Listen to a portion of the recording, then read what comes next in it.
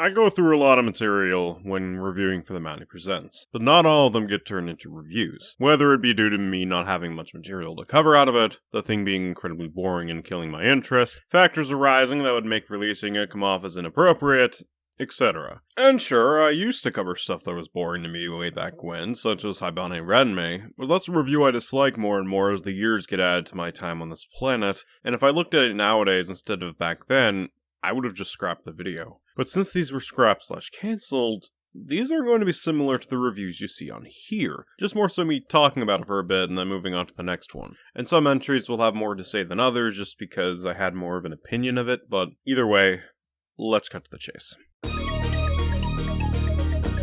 This seemed like a no-brainer to me. I reviewed a bunch of the Kenshin media on the channel, except for the anime itself, so why not cover the live-action movies? Well, when I was going through the films, my interest was killed pretty fucking quick.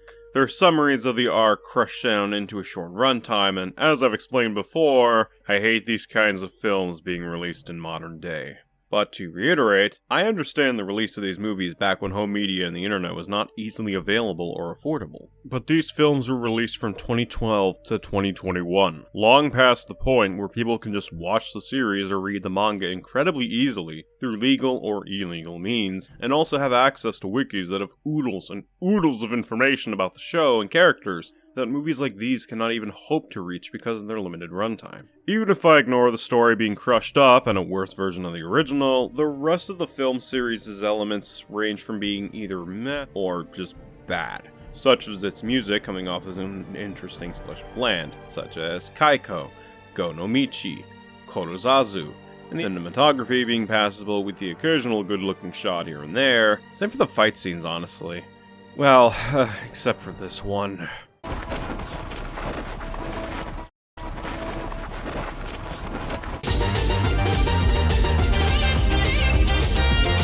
What the fuck? Not like the rest of it's any better, since it comes across as them rushing through what happens, but details. Okay guys, we only have 5 minutes left on this property, so let's finish it up. Don't worry about making any mistakes, we can just do any fast cuts and editing, even if it looks like a mess. You know what I also love? Having the fight against the main antagonist be in a cramped space.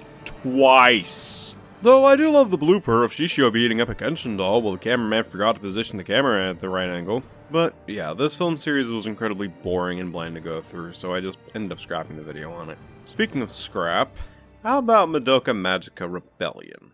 Now, technically, I would have included the series itself, but a certain jackass stole my script and made a live stream of it on the channel, so there's not much point going over that again. However, I will cover the follow-up to Madoka, and it's a boring fucking slog. Rebellion honestly feels like a rushed attempt at making a second season, and by that, I mean the story coming across as unfinished and needing heavy revision, having the pacing be all over the fucking place, have the character arc/development be non-existent, and yet still ending on a fucking sequel hook, which got announced 7 years after its release, and the title reads like I fell asleep on my keyboard.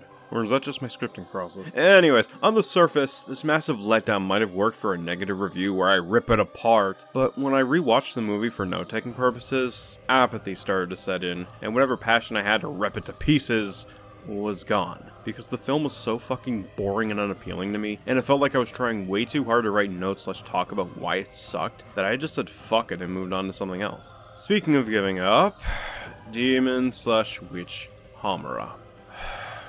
This is such a stupid fucking idea, and the design itself screams, "We only have a day left to design something! Quick, go down to Spirit Halloween and take whatever you can find!" Anyways, let's move on to the next section. What are you doing to America? Making a homemade pizza! I honestly forgot I was gonna do this review since it was so forgettable. It barely left a blip in my memory, but yeah, Sonic OVA done by Stereo Piero that has Sonic, Tails, and Knuckles taking on Robotnik and then Metal Sonic. And yet, despite a simple but effective premise, it still couldn't keep my interest because I just couldn't get invested in the story or characters. None of them have much of a personality or depth, story's poorly paced and uninteresting. It's just boring, hence why I scrapped the video on it. If I wanted to talk about something uninteresting and bland, frankly, I would just talk about my videos. So here's some jokes anyways. There is only one Sonic. Nickelodeon. Mr. President, what's the urgent business? It's been a long time, hasn't it? Still a better president than Putin. And speaking of shit, how about a game covered in bland and browns? I've made it no secret that I hate this game, so why'd I scrap the video?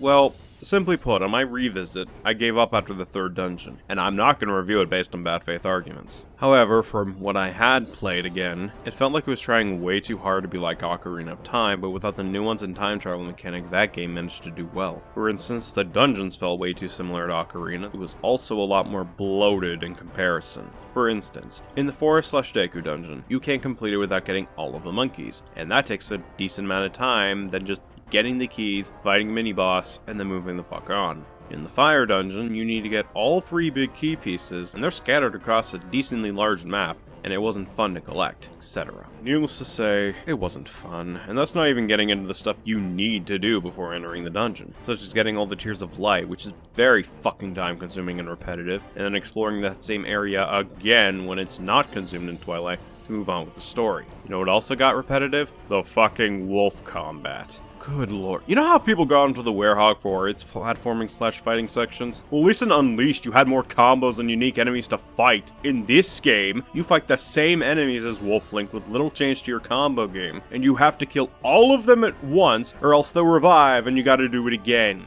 Needless to say, this shit was super tiresome by the 2nd area you have to do this in, and this goes on for several hours.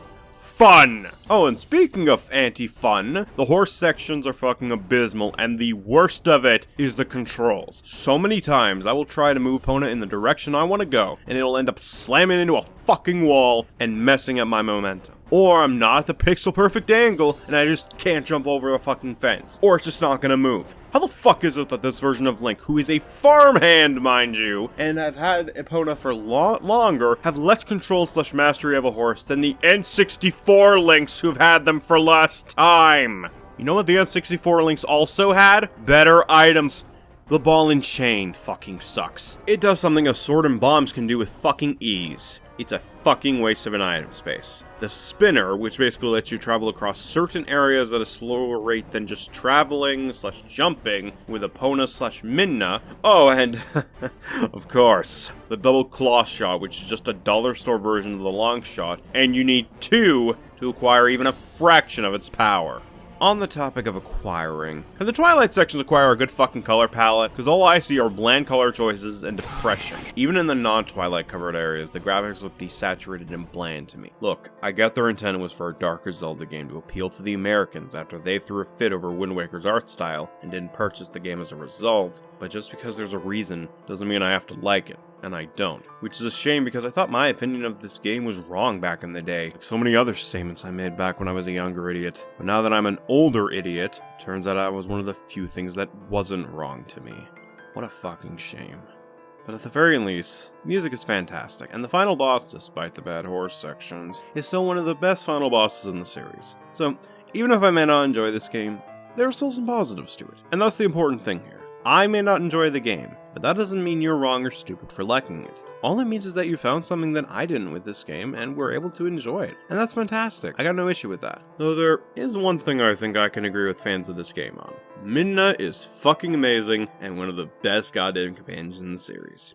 Must I tell you, One Piece is in my lobby! So just getting this out of the way, I scrapped the review of this after news of Kazuki Takahashi's passing came out because it would be inappropriate to trash on this after his passing.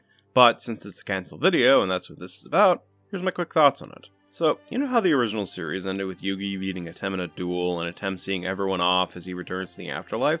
Yeah, this movie craps all over that because Seto wanted to duel Atem and then has to duel some random fuck to save the world alongside Yugi, and also using a brand new type of blood. Did they just basically do the plot for Yu-Gi-Oh! The movie again? Anyways, this movie just feels like an unnecessary addition to the series, since the whole movie effectively hinges on Set not getting closure on losing to Atem, completely ignoring the anime and even the end of Battle City, where Seto was planning to work on his amusement park in America after blowing up his adoptive dad's island and acting like you don't know nobody. And sure, it may have allegedly been designed for fans of the manga version of Yu-Gi-Oh! But then the question becomes, why make it an anime movie when they could have just released it in the form of a manga? Especially when it's very much possible that a lot of people going into this movie would believe it's a follow-up to the anime since the movie shares a similar art style to the anime. And more people would be familiar with the anime version instead of the manga since, well, more people know of it through the former than the latter ultimately.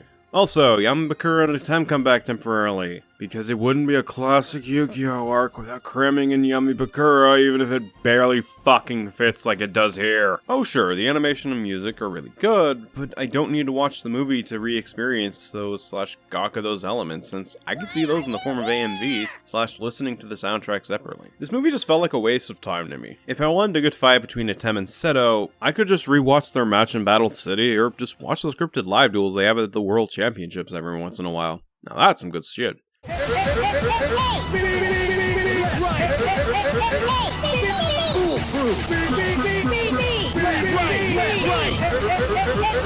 you prevented one. Also, check out Heart of the Cards on Andromeda Productions' channel if you're interested in hearing the English VAs of Yugi and Seto talk about various stuff in the form of a podcast. It's good stuff. Anyways, moving on to the last one for today. Sword and Shield. Ah yes, this game. The game that ruined Pokemon, burned our crops, and delivered a plague unto our houses. And yet when I played it, it felt like a regular fucking Pokemon game to me.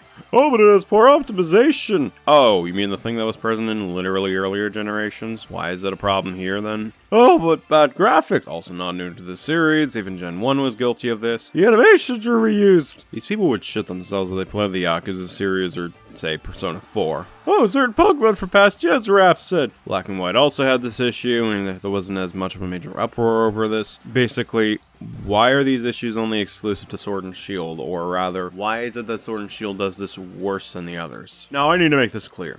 This is not me saying that some of these aren't legitimate complaints. They very much are problems. However, Pokemon has been like this since the fucking beginning.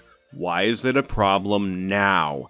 8 generations into the series, the time this game came out, 10 generations in my timeline, soon to be 11. To me, Pokemon, yes, even since the beginning, is basically like fast food. You don't go there to eat a 5-star meal, you go there to eat some comfort food or take a break from the stresses of cooking and or the outside world for a little bit. I don't play Pokemon to have an uber-rich RPG experience, or to see gorgeous graphics. I play it because it's comforting, it's fun, and helps me take a small break from things thrust upon me by life and its many, many obligations. Probably also helps that I also have so many other options to play besides Pokemon. So if I'm just not feeling up to playing Pokemon that day but still want to play an RPG, there's plenty of other options out there like Yakuza, Kingdom Hearts, Mass Effect, etc. At the end of the day, Sword and Shield is basically just another Pokemon game, just with some new bells and whistles added, as well as some quality of life fixes. And you know what? That's perfectly fine with me. It's also why I didn't spend too much time addressing the game itself, because there's really not a whole lot to say personally outside of my thoughts on the new stuff, which is fine. Not bad, not fantastic, it's just fine. It's just an average fucking Pokemon game with some new bells and whistles. Not this fucking destroyer of the goddamn franchise like so many people were saying it was. I mean, I guess I could address the whole paid DLC shit, but I honestly don't see it as a big deal since how the fuck is this any different than what the games did before Gen 8? Remember, in those days, they were putting out the base game and a sister game later in the gen's life at full price, mind you, for the device they were on, and the sister game was basically just the exact same game, but with minor tweaks and additions, and then there's Platinum, but that's like one case. And then Black and White 2 were sequels, and that doesn't necessarily count. So, yeah, put simply, I think Sword and Shield's a fine game, and frankly, I think the controversy was more interesting to talk about than the game itself. And now that I've pissed those people off, I will take my leave as I await their comments calling me a bootlegger or Game Freak apologist, which I will read in about 10 years. I'm the Mounty, and have a great day.